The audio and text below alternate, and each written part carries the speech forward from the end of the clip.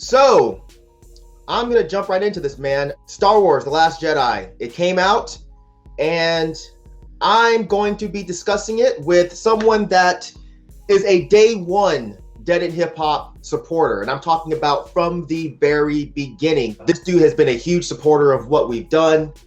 And he's a huge Star Wars nerd. So I thought it would be fucking dope to discuss this new movie with him. Ryan Falcone.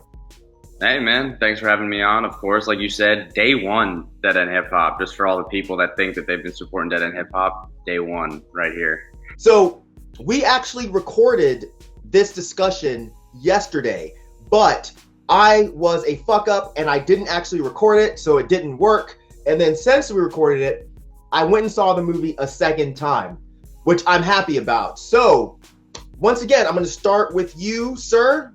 Let me know, what do you think of this film? I can say pretty adamantly that I really, really enjoyed this movie. I could say I love this movie.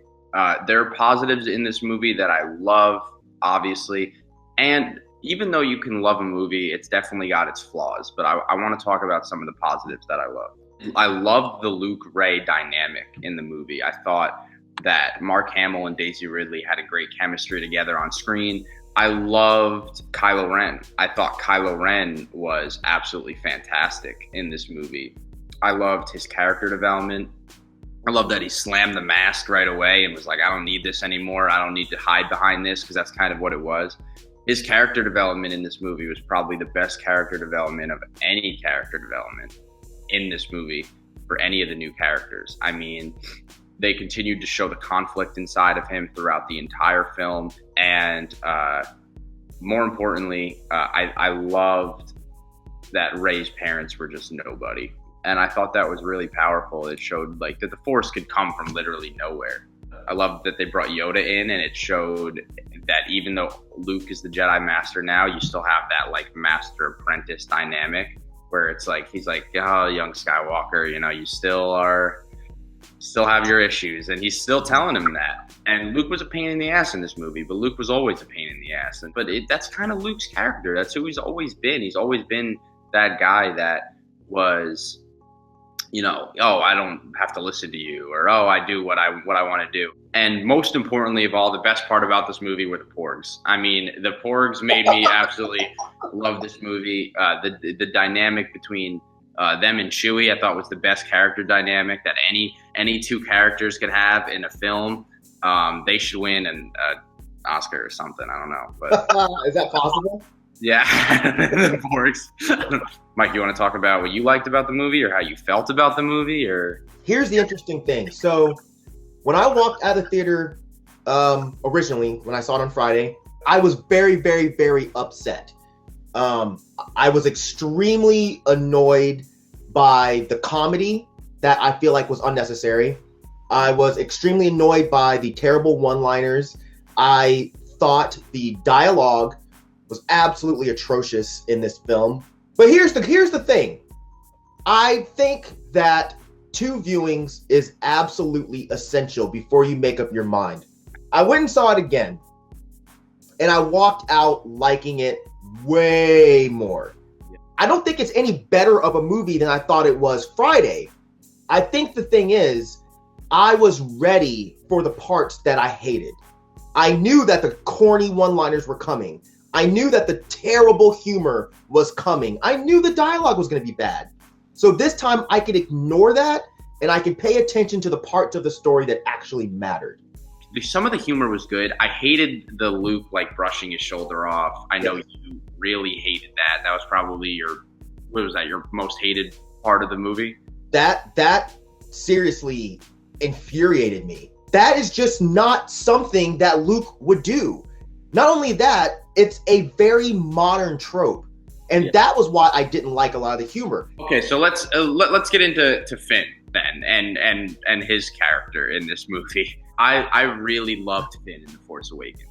But my biggest negative about The Last Jedi, I know people hate the comedy and all that, I did not enjoy whatsoever the Rose, Finn, arc, that Canto Bite, all that shit that took place for like 30 minutes scattered throughout the film. If they had cut that out and given an extra 10 minutes to like Luke and Rey on the island, and it was 2 hours and 10 minutes, I bet this would have been like one of my favorite Star Wars movies. That whole Rose Finn thing, it felt so long and drawn out.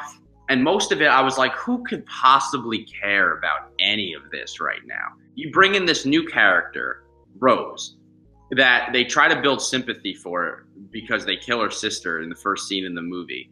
I still did not care about her character. It was useless. It was pointless. It didn't further the story. It simply hurt the movie. And them riding those damn horse goat things throughout the planet, that shit was so pod race to me. Like, they're jumping through the windows, they're knocking over cars, they're going in tunnels, they're running in the lights. Why do we need this? The whole time they were showing that Rose and Finn shit, in the back of my head, I was like, please somebody shoot Rose in the fucking face and let her die, and let that be the fuel that infuriates Finn to go fuck some shit up. But it didn't happen. Instead, we get this bullshit half-ass fucking WB ass love story. When she comes through and Finn looks like he's gonna sacrifice himself in a really, deep moment. Mm-hmm.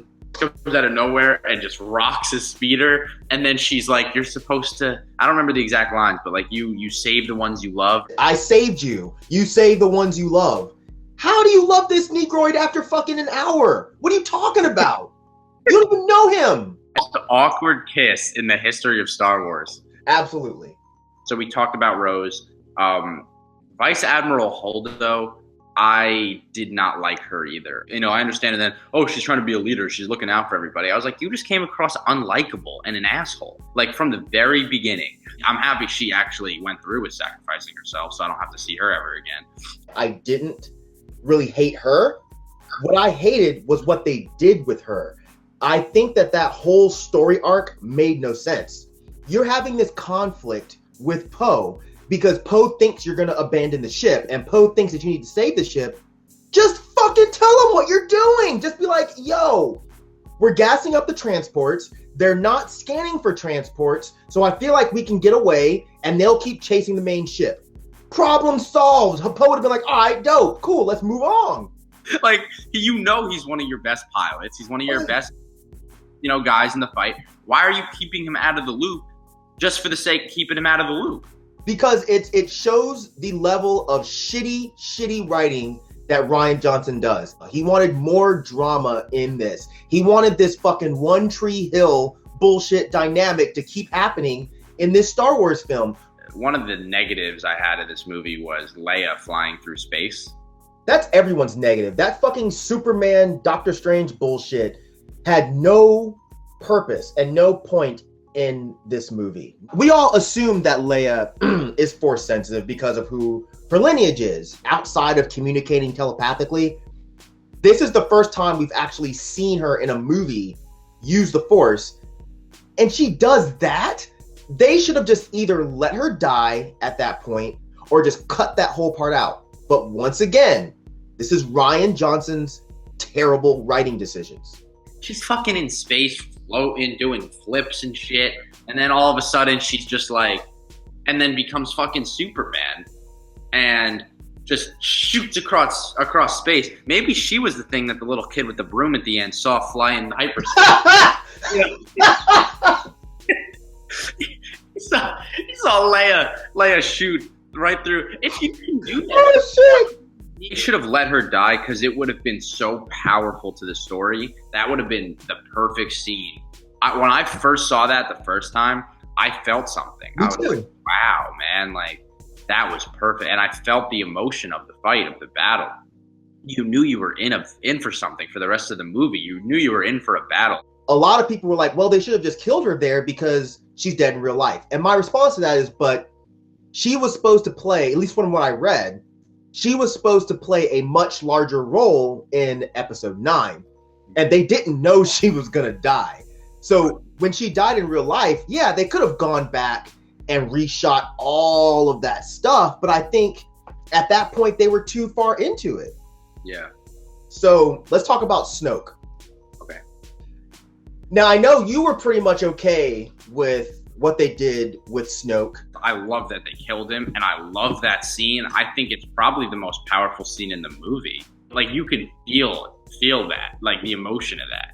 The way Kylo has now, turned on Snoke. And at first you think he's saving Rey, but he's not as much saving Rey. He's saying, I'm the guy now, and I don't need you anymore because I have her, and she's going to stand by my side. I'll tell you why I don't accept fully that Kylo is that powerful. All right, so he was able to block Snoke out from his thoughts. Great. He was able to turn the lightsaber without fucking Snoke knowing that was happening.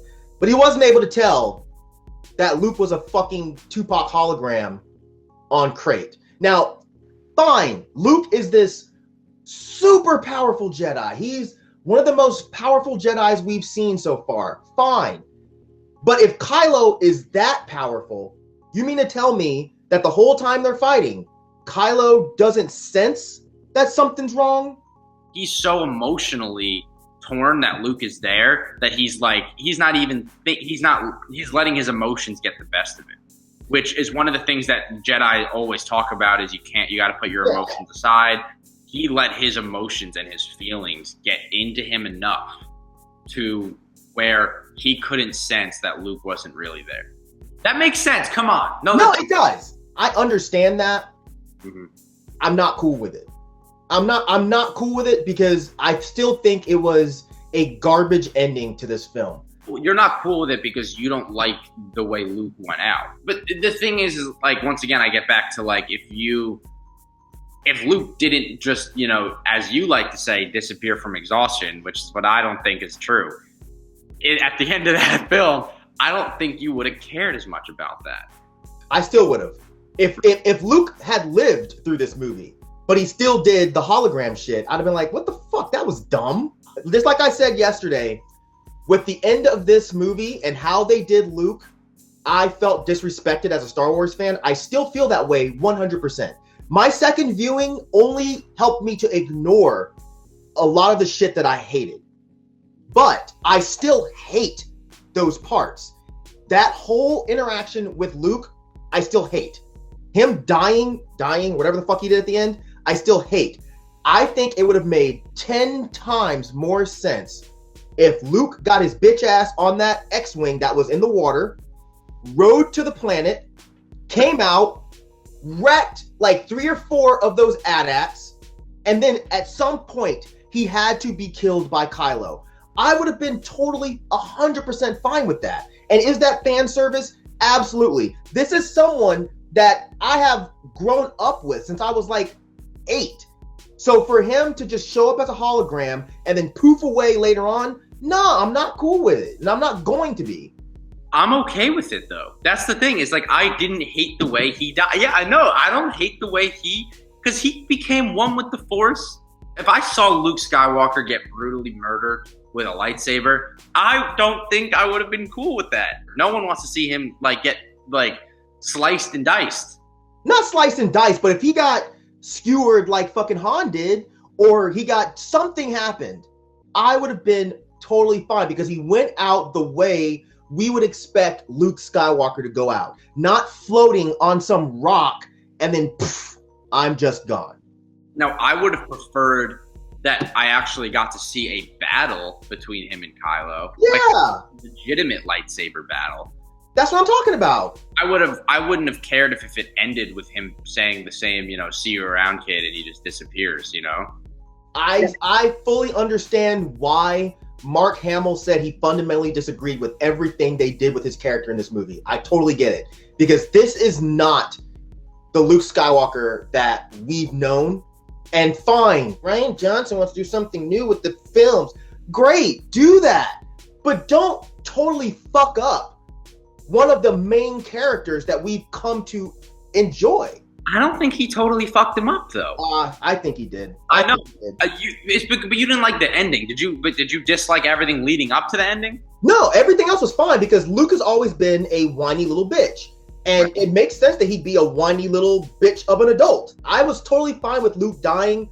I'm just not cool with them showing him fall to the rock, climb back up, look like he's so tired, look up into the sky with the sun and the fucking clouds coming over it, and then it was so WB. It was so made for TV movie.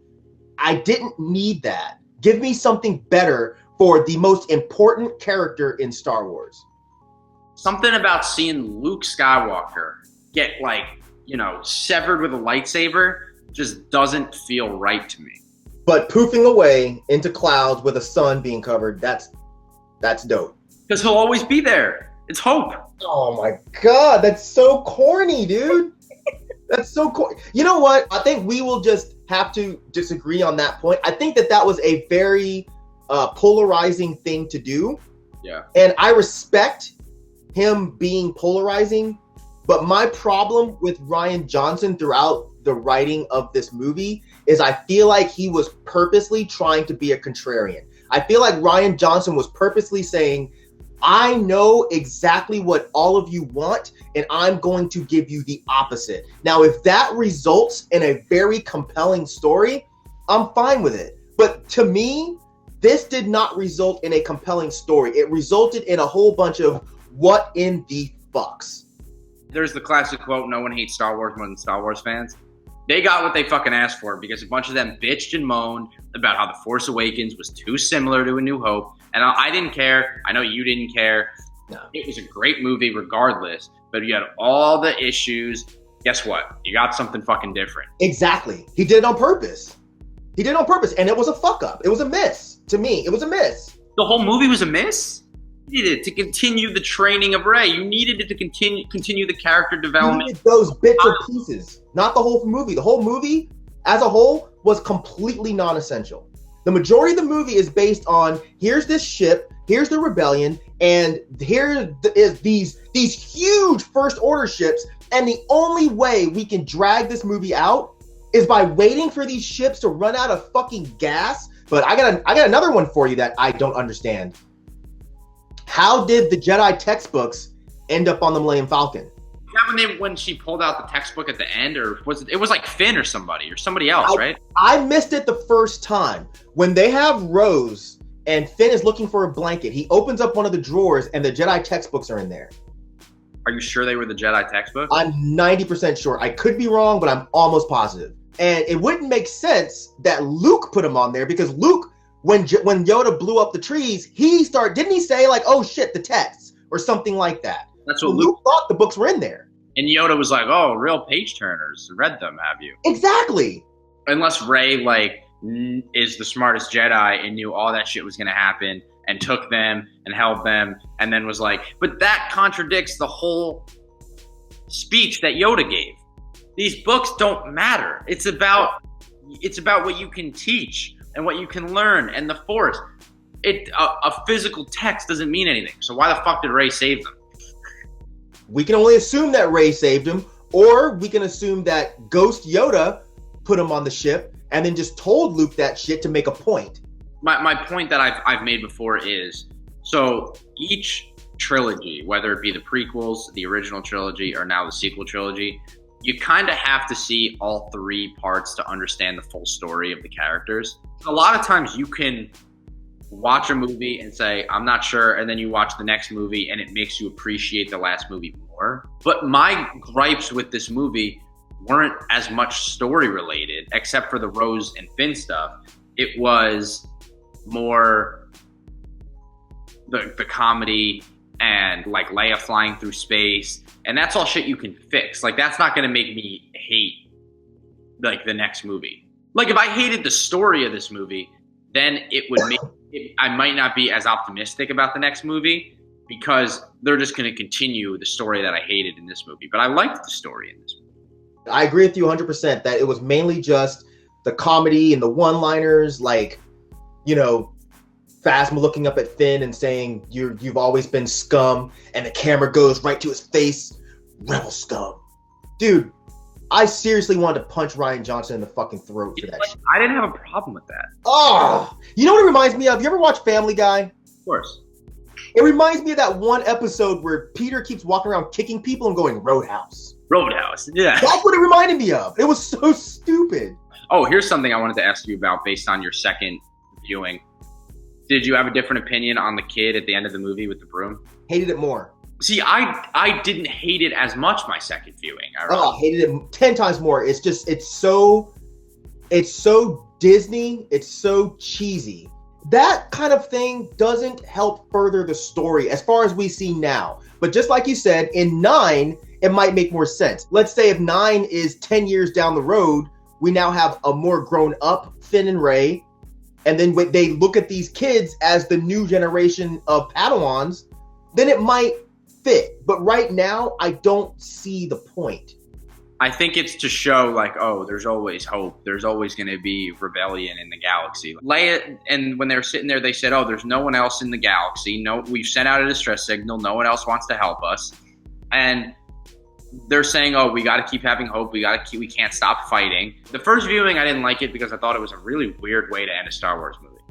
Second viewing, I didn't hate it because I saw it coming and I knew that was how it ended. And then I was just able to watch it, with just a new opinion. And I could say, okay, I get it. Now, the one thing about Snoke that we can talk about is I wanted to know maybe a little more about Snoke, but the devil's advocate part is we don't need to know a lot about Snoke. We should know about Kylo. Kylo's the villain. When you say, oh, who's Snoke? We need to know more about him. Snoke is nobody. Snoke was the supreme leader, and he was chopped down by Kylo, and now Kylo's the supreme leader. Snoke is there. He is put in place to be killed by Kylo, so Kylo can take over. I'm with you, but like I said, I'm not one of those guys that needs my mystery ruined. I don't really care about origin stories. Right. I would have just liked a drop. Like, oh, this guy, because he said he watched the Empire fall, so he was around. Just give me a little bit of who he was. Why was he around? What was he doing? And then just kill him, and I'll be happy. He was super powerful, and Kylo was able to best him. And let's just talk about that scene with Kylo and Rey fighting the Praetorians was like one of the most badass scenes in any Star Wars movie. Yeah, that shit was dope. So, just overall opinion on the movie. I loved the movie. I know it sounds like there's parts about it I didn't like. It's just that Myke and I are very passionate Star Wars fans. So it's not the average movie where if something bothers us, it's just going to be a little bit bothersome. It's going to fucking piss us off. And yeah, call us fanboys, call us whatever you want us. We're Star Wars dorks. The things that bothered me, I'm very passionate about. And I didn't like the Rose Finn stuff. I thought it didn't serve a purpose. And I didn't like Leia flying through space. And while I thought some of the comedy was funny, it didn't have its place. But those are my only negatives. I really enjoyed this movie. You can love a movie that still has some flaws. I loved this movie. I thought it was a lot of fun, a lot of great action, and I really can't wait to see how these characters continue to develop. So for me, the parts that I hated a lot. The parts that I only liked on the first viewing, I really like now. I love the character development of Kylo Ren. I think it's amazing. I like where Rey is going now. I didn't even give a fuck about her on the first viewing. Just like Ryan, I hate the Finn Rose story. If you're going to continue having those two in the next one, please do something different with them. But all that said, on first viewing, this movie was pretty much a D for me. Right now, it's about a C+. I liked it, didn't love it. I didn't hate it. It's a bit meh for me. I will definitely go see it a third time, maybe even a fourth, and hopefully I will like it even more than I do now. And what I want to make very, very, very clear is, just like Ryan said, this is two Star Wars nerds talking. This is not an argument. I would never, ever want Ryan to like this movie less than he does now. And I would never want anyone else to like this movie less than they do now. In fact, I want to be where Ryan is. I want to love this movie. But for right now, I don't. But hopefully that will change. And if you disagree with us, fucking debate us on Twitter. Do that shit. Yeah, come on, get at me on Twitter, and I'll debate you at Ryan Falcone. I'll debate the shit out of you on Twitter with this movie. And so, Ryan, I want to say thank you. This was fucking cool as shit, because I think you're a lot of the reason why I went and saw it again. You're a lot of the reason why I like it more than I did before. So I want to say thank you for being super posy about this movie. I want to thank you just for doing this fucking video with me, man. So I will have all of Ryan's information in the description section down there. So click it, follow him, and yeah, that's really it. And make sure you guys put some comments letting us know what you think of the movie.